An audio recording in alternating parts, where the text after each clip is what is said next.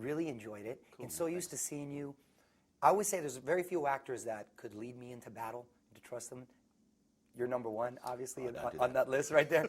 But what's great about this role, Russell, is like you're this regular guy, a community college teacher, and just drawn to these incredible circumstances all through love. And I imagine as a father and having kids of your own, there was a lot that you could relate to the character, right? Yeah, well, it was very affecting for me when I first read the script, you know, and I always have the rule that it doesn't matter how good the project sounds, if it's not there on the page, then I'm not going to be doing it, you know.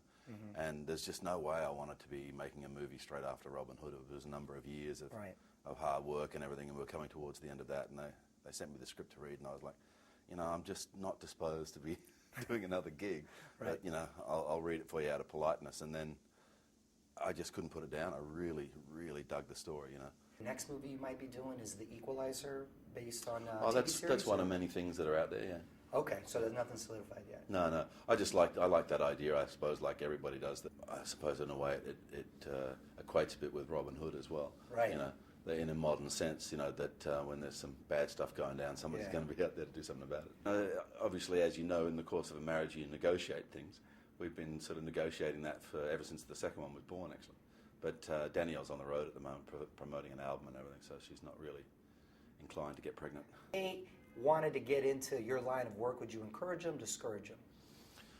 I will encourage my kids to do whatever they want, you know, whatever they think is the thing for them. Then, you know, whether I agree with it or not, that I'm still going to be the person sort of cheering them on, you know. And they both show a natural inclination to perform, shall we say. And they both got that sort of little sparkle in their eyes. But, yeah, I mean, you know, it's their life, and I'm going to be the dad that they need. Any advice from me as a new father? It just gets better and better, man. It seriously does. It gets more interesting, more fascinating as they grow and they start to learn things and they start reading particularly, you know.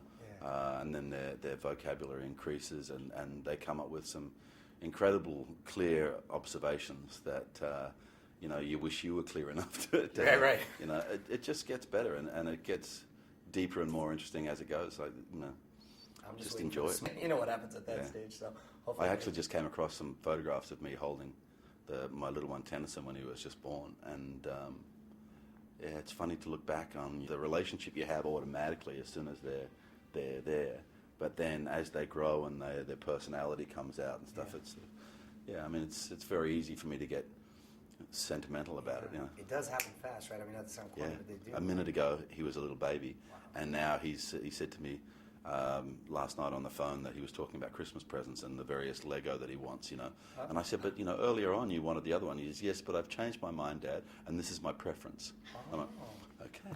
Okay, note to self there. Preference, that's a big word for you, son. Are you about to shoot a movie in Australia, your first Australian movie? I haven't decided what I'm doing at the moment. You know, I kind of had quite a few years there of intense work, and I'm just home, and you know, the most important thing for me in the day is getting the boys to school in the morning and then picking them up in the afternoon.